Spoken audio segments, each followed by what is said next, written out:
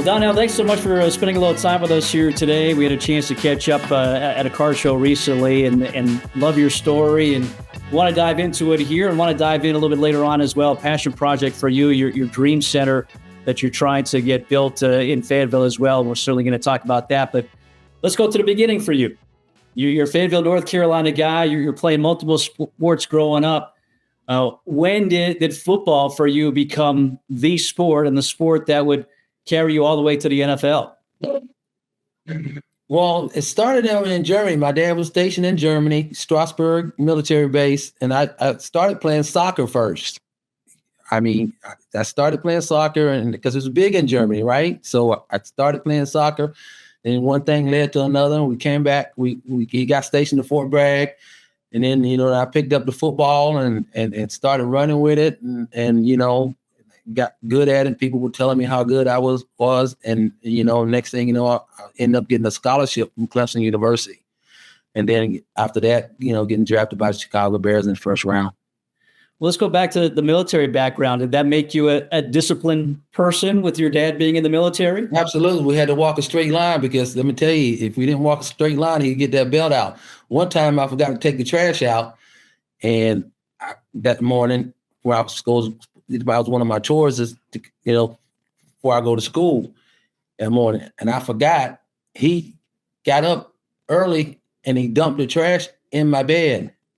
So I was smelling this foul odor, and I didn't know what it was. I was sniffing around like, what is this? I wake up and I'm smelling. He had dumped the trash in my bed to remind me I forgot to take the trash out. And I take the trash out all the time now. I never forget to take the trash out no more. How did that discipline play into your athletic, career for you? It played a big role because, if you don't do what you're supposed to do, you get punished or you don't win. So you have to be disciplined. And that taught me a lot of discipline. And I carry that on through my life. And I'm still carrying it on right now for us trying to get this dream center out.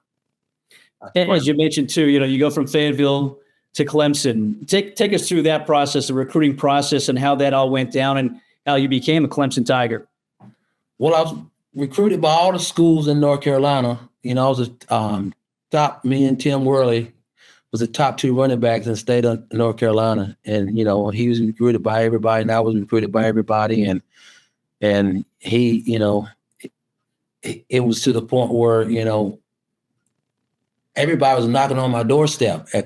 They would come there. They would camp out at high school, and I just happened to choose Clemson because at the time, back then it was more a basketball state, more basketball. So I decided to go with Clemson because it was a football town, and I'm glad I did. But this is my home. It's always North Carolina. I have a lot of roots here, so. I still love the state and, love the people, our family here, but, I had to go south. That was a business decision and it worked out for me. And as you mentioned there, you did go there as a running back, but it was a very crowded running back room right there at the time at Clemson. So you decided to go to defensive back and look what happened. But what was that transition like for you? Well, that was tough, but I was such a great athlete because I ran track, went to the state in track, played basketball as a point guard. And then played football, and so the transition, it was hard, but I was an very athletic person, and and I could grasp things pretty fast, and I did, and I got there, and I ended up starting my second year and beating out a fifth year senior. So, I'm running the ball one way, and then now I'm backpedaling. So yeah, it wasn't easy. I tell you that. Did you try to stay on the offensive side before you go to cornerback to become on the defensive side of things? Well, I should have because I didn't realize that was playing cornerback. That was the hardest position on the football field to me, besides the quarterback. But yeah, so I didn't know what I was doing at the time, but it worked out for me. Yeah, two-time All-American, a finalist for the Jim Thorpe Award. So while it was hard at the beginning, at what point did you figure it all out and think that, okay, this is going to be how I get to the NFL? I just put the work in, the discipline, going back to, my father and my mom taking me to church and, and having a foundation in my life there and just working hard and, not giving up. You get knocked down, you get back up. We were always taught if you get knocked down, you get back up. So, you got to be disciplined and you trust in the good Lord. He gives you these gifts and abilities, you got to do something with them. And I was able to do that because with this structure and the foundation that I had around me. Yeah. All the way to the Clemson Athletics Hall of Fame inducted in 2005. What kind of honor was that for you once you got that call and they let you know that you're going into their Athletics Hall of Fame? Well, that was a big moment. I was able to take my family. It was there in Clemson, and to let them know that all the hard work from them coaching me and supporting me and loving on me even when I didn't do good, and then finally getting my name called in bright lights and in front of them, and I was happy. That was a good evening. Good evening. Again, great career for you in Clemson, and then it's time for the NFL. 1989. Take us through that draft day for you. When you got the call, did you know it was going to be the Bears? Did you think you were going somewhere else? I didn't know where I was going. There was talk about the Chicago Bears. There was talk about Miami Dolphins at 9,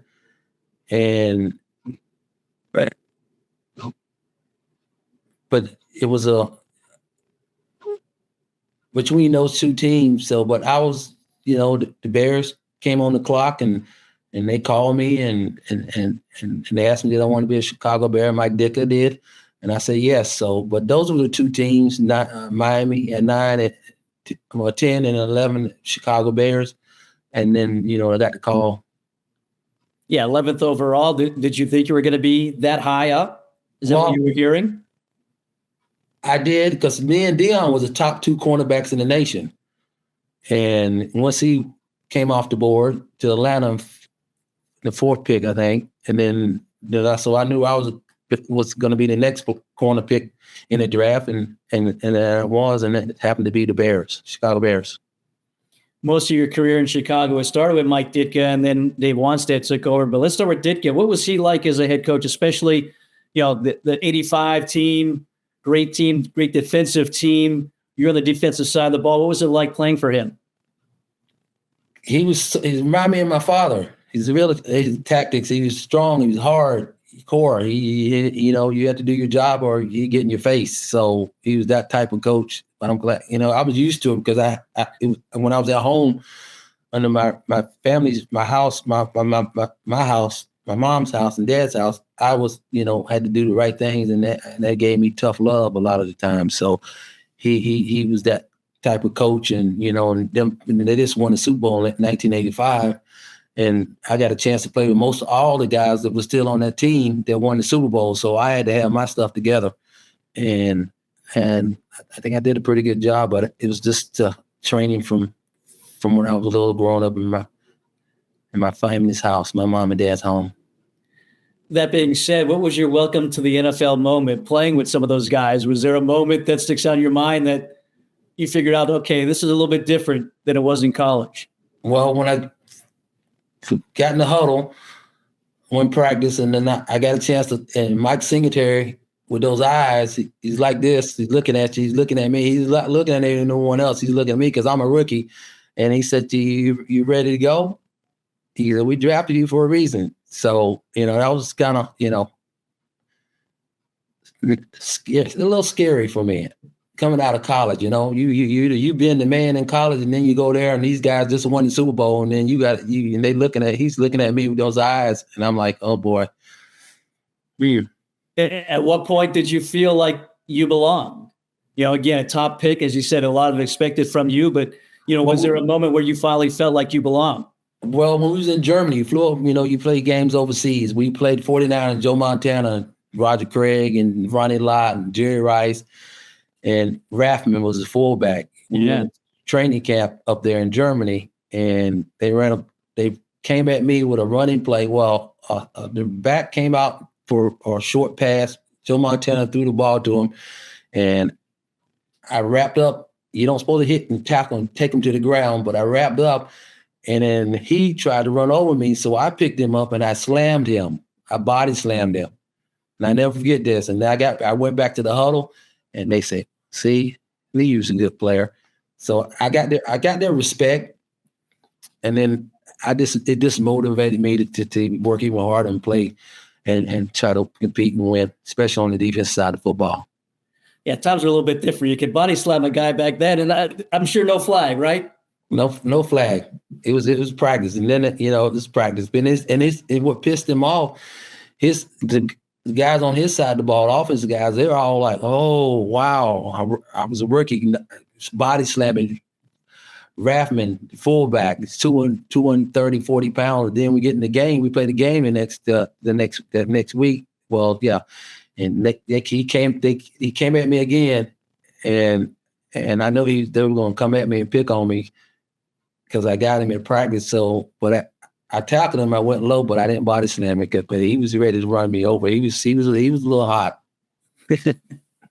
Well, you and the Bears, 3 playoff appearances for you guys. What's it like when you get into the playoffs? And things are certainly different because obviously it's one and done. But as a player, how does that change your mindset?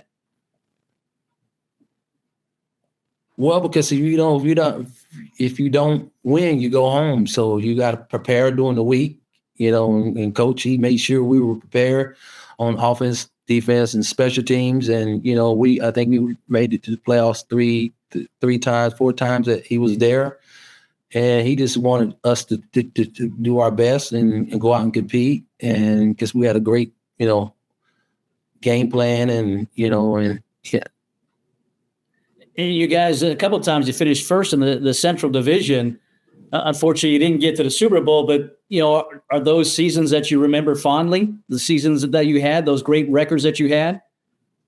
Yes. We won. We beat some good teams. And just after the season, like when you finish the regular season, you go into the playoffs and everything ramps up. Everybody's excited. You made it. The crowd, Chicago have some of the best fans in the league, and we didn't want to disappoint them, so we went out and gave it all, and we were ready to play. And unfortunately, we didn't get to the Super Bowl, but we came close a couple of times. You mentioned Chicago. Obviously, you're a North Carolina kid. You go to college in South Carolina, and then you're playing in Chicago, but it's at Soldier Field. So what was that experience like for you as a Southern guy to kind of get used to what the winters and those games and maybe December and January would be like? Cold. I wanted to come back home. Cold. It was cold. I knew I couldn't come back home because I had to face my father. But yeah, it was cold. So I remember one time I broke my wrist and didn't even know it was broken until it thawed out the next day. Went to the hospital, went to the training room and told the doc, my wrist is messed up, it's hurting really bad. I couldn't sleep last night. So he sent me over to the hospital and go over there and they x-rayed it. And I had fractured 4 bones in my wrist. Yeah. And because that's how cold it was. I had hit Sterling Sharp upside the head. He's Green Bay Packer receiver, and Brent Favre was the quarterback. And I hit him so hard that I broke my wrist, messed my wrist up. But playing for Ditka, he said, came in the training room the next day. He said, well, we're just going to shoot you. We're going to shoot you up. And you can get back in the game. This week, we're going to need you because we got Minnesota Vikings, so you'll be all right. So he put a soft cast on and shot it up, and I played. But I don't miss the weather. I'm sure. I'm going back to ask you a question. I hate the weather. But I love going there. In fact, I'm going there Sunday, and because his weather's going to be nice. But in the winter times, I said, don't call me and ask me to come up there in the winter time because I ain't coming. But I'm going this weekend though. But the weather's going to be nice. Yeah, there you go. Do it during the summertime when the weather is nice. You mentioned the city. It's a beautiful city in the summertime. There you go. You mentioned the Packers. What was that rivalry like when you're in the middle of it and for as long as you were playing for Chicago? That was an intense rivalry. You don't want to lose that game. And I think we beat them a few times, and I think they got us a couple of times. But you don't want to lose that game. You don't want to lose that game. That's very intense. It's still it's the oldest rivalry football games in the NFL. And I would have to be a part of it. But yeah, we had our battles. You mentioned Sterling Sharp. Were there? Tell me a receiver maybe that you had their number, that you're across the line from them and you knew you were going to have a good day against them. Well, they all tell you they didn't want to mess with me. They didn't want to mess with me. I held my own. They got me a couple times. As you out there on that island, sometimes you will get beat, but a lot of times I won. Which quarterback challenged you the most? Warren Moon with the Vikings. You had Chris Carter. There's some great players on that team. Chris Dolman on defense. Then you had the Packers. You got Reggie White on defense. Then you had Sterling Sharp, and then you had Brent Favre and the Magic Man. So they had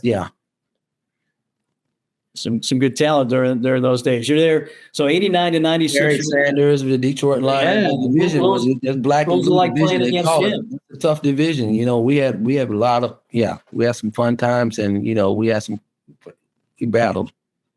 All right, so you're a quarterback. You're kind of the last line of defense almost with Barry Sanders. How do you approach him when you see that he's gotten through that first wave, even the second wave, and he's coming your way? How did you approach trying to take him down because he's such a shifty running back? Well, the scouting report the week prior to the game, Coach would say, I want everybody to the ball. And then we go to practice. We put a jersey on a scout guy he's playing Barry Sanders, and everybody has to get the ball because it took everybody to take him down. I got him a few times by myself, but he didn't see me coming. But he's a bad man. Bad man. So again, you start with Mike Ditka, then Dave Wanstead comes in after winning a Super Bowl as a defensive coordinator with the Cowboys. How much change what you were doing? You had again, going from Ditka to a more so defensive-minded guy in Wanstead. What was that like? Well, Coach Wanstead was very defensive-minded. He was tough. They won the Super Bowl. And actually, I made the Pro Bowl. My first Pro Bowl was under Coach Wanstead. So that was the first in 1993. I led the NFL in interception. So, yeah, he was top notch. And then we played the San Francisco 49ers in the NFC Championship game. That's the closest me being a Bear, getting to the Super Bowl. And they had Jerry Rice again, Taylor, Roger Craig, Jerry Rice, all of the boys, and we Ken Norton, and we went down the Candlestick, and I'll never forget that day, that evening. The field was nasty and muddy, and they beat us pretty good, but because it was the NFC championship game, NFC divisional championship game, I think. Yeah, probably windy, cold. Kind of that Candlestick kind of things it was known for at this time as well. We had the wind. It was windy and cold, a little bit cold and windy. Again, a great career with the Bears. You finished with 32 interceptions, a record at the time. Charles Tillman broke that in 2013. But, was that something that you had a lot of pride in, the fact that you were leading that league? You led the Bears in interceptions during your time? Yeah, absolutely. I played there 8 years, and I had the record for about maybe almost 2 decades. And then someone like Charles Tillman, he comes in and he breaks it. And records are meant to be broken. And he's a great player, a great friend. And I always see him during the reunion. And he was So it was fun to hold it that long. But for someone to break a record, and that means they announce your name, they broke your record that you had so long. It's a compliment to both parties. Do you remember your first interception? Who was off of? I want to say Warren Moon. Hall of Famer. Yes. Against Chris Carter, my first touchdown. First interception was your first touchdown? Yes. What was that like? That was cool. I kept that ball. What was the celebration like? Was there a celebration after that? No, kind of quiet. I just handed the ball to the official and that like I've been there before, but that was my first time. That's that discipline part coming into play there for you. Right. Absolutely. Well, eventually you get traded to the Steelers. Take me through that. What's it like? You're there for the Bears, you get drafted, you're there so long, and then you get traded. Was that your kind of moment when you realize it's a business, or did you know that beforehand, I guess? Well, I've seen players come and go, and it's all different sorts of reasons why they come and go. And it was time, for us to part ways, and we did. And I actually enjoyed playing for Pittsburgh because they have some of the best fans as well. And and we played in the AFC Championship game against Denver Broncos. I led the team in interceptions, and that's the closest I've ever gotten to a Super Bowl. And we lost, and we should have won. We lost by 3. It was 3rd and 1 on the 1 yard line, and we tried to be cute and throw the ball. Romanowski picked it off. They beat us by 3 instead of giving the ball to Jerome Bettis, and the bus would have got us that 1 yard. And I'm going to the Super Bowl. My family and all us going to the Super Bowl. I'm buying all kind of tickets. I'm going to the Super Bowl. That's what you play the game for, to go to the Super Bowl, right? And we came so close, so close. Never forget that. I'm a Seahawks fan. I enjoyed that time in Pittsburgh. I'm a Seahawks fan. I know what you're talking about there. Right. That's great. It happened there. Yeah, Marshawn Lynch. Well, and again, you get to that point, and somebody like John Elway, what was it like playing against him? This is probably maybe later in his time as a quarterback, but still, he eventually led the Broncos to a couple Super Bowls. All-time great. And I can say I did play. I was on the other side of the field playing against him. I mean, him and Shannon Sharp, they beat us that evening. We talked to Vincent Smith, who spent a little time with the Steelers as well, and he talked about the work ethic. You played for the Steelers with Bill Cowher. I would think, again, discipline, and maybe your dad. Great coach. Does he resemble kind of your dad and some of the discipline? Yes, all the coaches in my life, starting with my high school coach, Bob Paroli. He's Italian. I call him the Godfather. He always stayed on us. He'd grab our face masks, and But then getting Clemson, Danny Ford was the same way.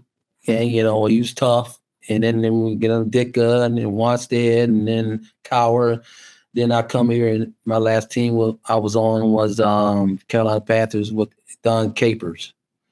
And when I got hurt, I get this close to home, and everybody just drive instead of fly to see me. Then I get hurt. Yeah, what's that like? I mean, and again, everybody's athletic career comes to an end at some point, but when it's because of an injury, what's that like? That's tough to swallow, especially when you get you home. I'm in North Carolina now. That's where I'm born. I was raised, and I'm excited. Everybody can get in the car and come see me. And then, the third preseason game, we were playing the Vikings, and actually Chris Carter took a shot on me. And I think all those years I used to beat him up, he finally got a shot. He has to get me, and he got me. And then I had, messed my knee up, and then that was it. Overall, 9 years, 126 games. Did you feel like you had more, if not for the injury? Yeah, 10 years. 10 years. Credit. Yeah. You felt like you had more in the tank? Well, I had 10. Because I was with Carolina Panthers. That was the last team I was on. I 8 with the Bears and the Steelers and Carolina in my contract. If I got hurt, I still got credit for that year. So I make it 10. On the pension, it sounds a little bit better. There you go. So what's going through your mind? Your career is over. Were you thinking, what's next? Yeah, I think it's that thought comes to all of us once you get to that level, and then it stops. The cheering stops. Now you gotta go and reinvent the wheel and figure out what you want to do for the rest of your life. I came back home and coached my high school for a little while, and then went Clemson and coached for a little while. Finished up my degree, staying busy, and then working on the Dream Center. So. You just try to invent the wheel and try to find things that you have compassionate for, and then and go and do it like you did play football. You just go and try to be the best. Yeah, you mentioned you were at Clemson as a graduate assistant in the national championship year in 2016. Well, was it fun to go back to Clemson and to see that program get back to the top of the mountain? Yes. I played there and then I ended up coaching there. Coach Sweeney gave me an opportunity to coach on the sideline with his staff and end up winning a national championship in 2016 and also getting a degree in that same year. So that was a good year for me. National championship win and my education, bachelor. Did you think about pursuing coaching full time? I thought about it. If the opportunity presents itself, maybe. But right now, I'm doing what I'm doing now and enjoying life and taking care of my parents because they took care of me. So I'm caregiving for my parents right now. So I'm just a full-time job but I don't know if these players now is a different breed. When I was coming up and playing, because it would be to a point where coaches would grab our face masks and they wouldn't fight you or anything like that, but they were hard. These kids now, I think they're a little soft, and the way I play the game, I don't know if I have patience for them. What's that the word I can say? Yeah, I think that's right. It's accurate. Certainly, it's a different time. So take us back to a time. Okay, back in your day, a coach does that to you. How do you take it? I'm sure probably different than a kid right now. But what goes through your mind when a coach kind of tries to fire you up like that and motivate you? Well, it scares you. First, it brings some fear to you, and then that makes he brings some fear to you. Just like my dad would.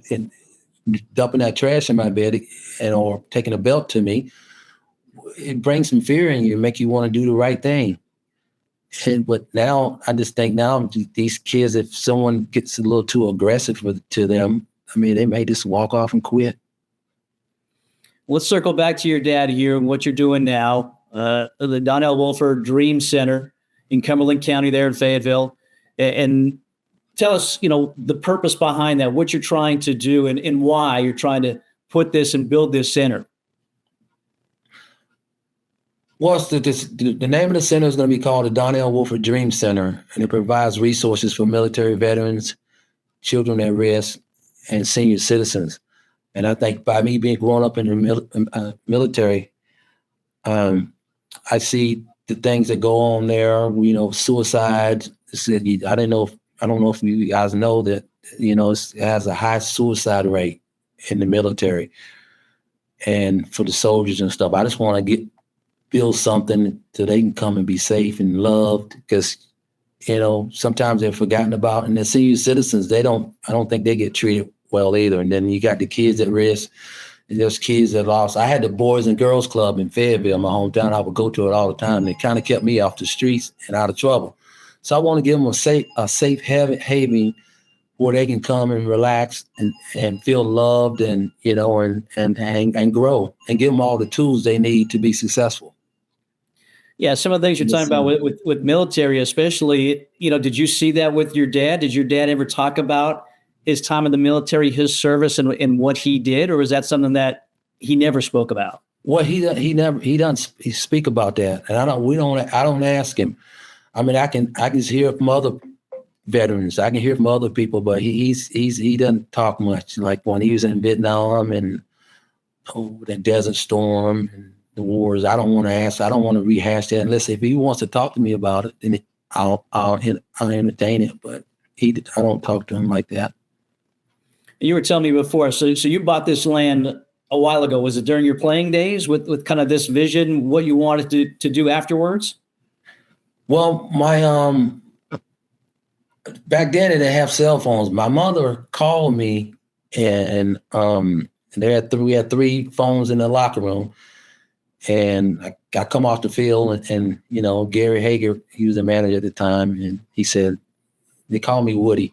Woody, your mom called you and she left you a message. So after I called her and she said, son, we found a plot of land here in Hope Mills, North Carolina. Could you help us get it? The pastor wants to buy it. And I said, well, sure, Mama. So the next day I sent the check over there to them. And then in 1989, and it is 2027, and the ministry's been going on since then. So I planted a seed, and and one of the things in the Bible said, you honor your mother and father, your days will be long on this earth. So I honored my mom because she as a little kid, I saw her, she would take me to church, and I saw the importance of going in God's house and things that he would do for us. He gave us life. So I had no problem doing that, because when I was a little kid, I had vision. I seen it. I was in church and I saw what pastors do, and to do the right things, praying for people and helping people. And that's my mom. She, not only she's a great cook, but she likes helping people.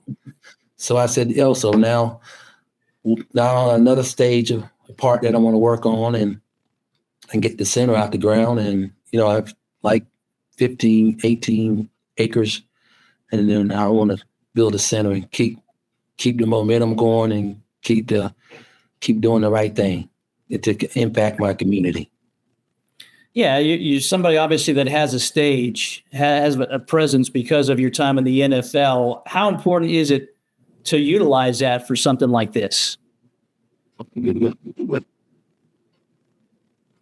Because I when I played, when I retired, I didn't know what I was going to be doing. This center was going to help people, direct them in their next stage of their life. We don't know what it's going to be. Only God knows. But that's one of the reasons I wanted to do it, because I had to make a transition, and I had to, I had people around me, and what the church and the pastor was praying for me, because it was difficult. So this is another reason why I'm doing this. So people need direction in their lives, and then this center is going to give it to them.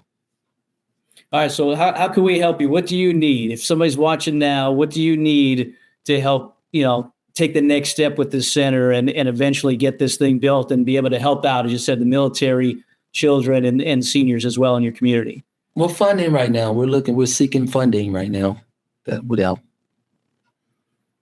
Anybody that you're looking at or trying to reach out to? I'm coming on to go on your podcast, and hopefully somebody can see this and maybe want to join my team and help us with this project. But it's gonna happen. I know it's gonna happen, just like it happened when the ministries got started in 1989. It was a phone call. My mom called me, and I was able, and I said yes. I stroked the check. Now the ministry is going on. World Faith Clinic is going on strong. Pastor Charles Young Jr. doing a great job. And I know you do have a website. What is that website if people want to go on, learn more about this, and try to help out and be a part of it? The website is www.Donnell, Donnell, Woolford, WOOLFORD, dreamcenter.com. Donnell Woolford, dreamcenter.com. I know you have plans there on that website as well. And again, there is a place for people to go and donate. So again, sounds like your upbringing, you get the discipline from your dad. You got, the spiritual side from your mom as well. It's got to be great to have that, that chemistry for those two to make you the person that you are. Are you that person without those two in your life? No, I have the best parents in the world. I tell everybody that all the time. That's why I love, like when I'm going getting these Hall of Fames, I love to bring them there, and so they can see what they created and God created. And it's a wonderful thing.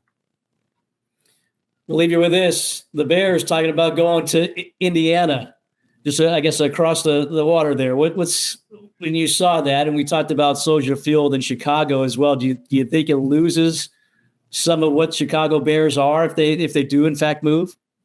Well, no, Bears. I think it's more business. They need to expand the stadium, and they can't expand it because you can't put it in the lake. It's right there on the lake. So that, it's business, not personal. I think everybody's, as long as they don't change the name. You can go somewhere else, but don't as long as they don't change the Chicago Bears name, I'm good with it. I decided to go there and watch them. Well, Donnell, this has been a lot of fun to catch up again and hear more about your story. And again, hopefully people watching this will help you out and help you with that Dream Center. Excited to see what that can be and who it can help as well. So kudos to you for what you've done so far with that church, and wish you the best of luck in getting that Dream Center up and built here in short time there in Cumberland County. All right. Thank you, Mike. Well, another great guest, more great stories there. Appreciate Donnell Woolford taking the time to join us here today. And once again, we have to thank Chris Dudley from Carolina Sports Promotions for help hooking us up as he was at a card show in Wilmington. And Donnell was there, had a chance to meet him. And again, appreciate both those guys.